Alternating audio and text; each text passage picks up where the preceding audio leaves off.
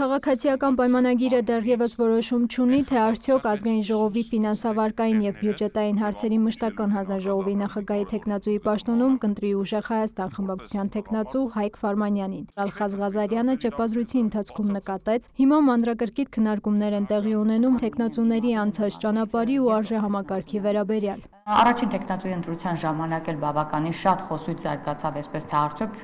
ինչու ընտրեցիք Վարդևանյանին, եւ հիմնական նպատակը այն էր, որ եթե քվոտան իրենցն է եւ որպեսզի ավելի արագ ընթացքը առաջ գնա, մենք ընտրեցինք Վարդևանյանին, բայց Ֆարմանյանի հետ, ինչպես տեսակ, կան նաեւ որոշ բաներ, դժգոհություններ, ելույթներ, Վարդևանյանի ժամանակ էլ կար։ Այս պահի դրությամբ մենք պետք է քննարկենք, հասկանանք ոնց ենք առաջ գնում։ Այդ մանրակրկիտ քննարկումներն անցնում են ազգային ժողովի հանձնաժողովներում առաջադրված թե իշխանական, թե ընդդիմադիր թեկնածուները, շեշտեց Ղազարյանը։ Անդրադառնալով Ուժեղ Հայաստան խմբակցության կողմից ազգային ժողովի եվրաինտեգրման մշտական հանձնաժողովն ընտրելուն ու այդ հանձնաժողովի վերաբերյալ մեկնաբանություններին, թե հանձնաժողովն ակտիվ չի եղել, իրենց ղեկավարմամբ ակտիվացնելու են, Ղազարյանը նկատեց։ Մարդիկ, ովքեր տեղյակ չեն ազգային ժողովի աշխատանքներն ինչպես է իրականացնում, որակավորում տալ, թե որևէ հանձնաժողով արդյունավետ է աշխատել, թե արդյունավետ չի աշխատել, տեղին չեմ համարում, որովհետև կան հանձնաժողովներ, որոնք աշխատում են այնպիսի իրավիճակում, որը տեսանելի չի լայն հասարակությանը, բայց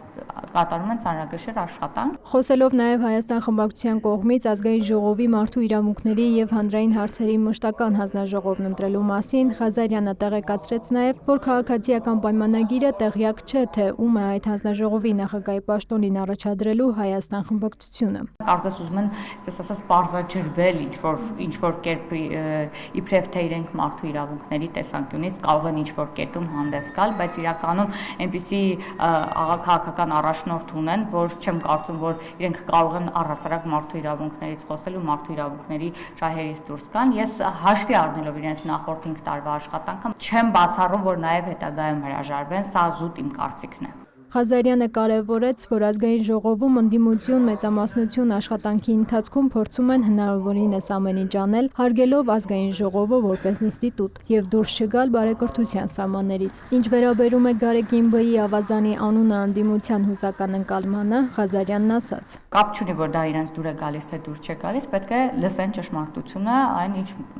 բոլորս էլ վեր ենք անում եւ իրենց ռեակցիան այդպես է արտահայտվում, հիմա ոչինչ չեն կարող անել։ Մենք մեր դիրքորոշումը միշտ ենք հայտնել, երբ կաթողիկոսի աթոռը զբաղեցնող անձը եթե ունի կանոնական խախտում, նա չի կարող զբաղեցնել կաթողիկոսի աթոռը եւ եթե արդեն մարդը ունի խախտումներ եւ դրա մասին հերքումներ չկա, բնականաբար, երբ որ չի կարող զբաղեցնել կաթողիկոսի աթոռը, շատ հանգիստ մենք կարող ենք նրան դիմել իր անունազգանով, այն է Կտրիչ Ներսիսյանով։ Եվ դրանից փորձել ինչ-որ շոուներ կազմակերպել, կարծում եմ հենց առաջինը իրենք են սկսել։ Ընդդիմության ակցիային կառավարող ուժի արձագանքը ազգային ժողովի նիստերը խանգարելու միտում չունի, ասաց Ղազարյանն ու շեշտեց, չեն շեղվելու բարեկրթության օրակարգից։ Մերի Խաչատրյան, Արամ Հարությունյան, լուրեր։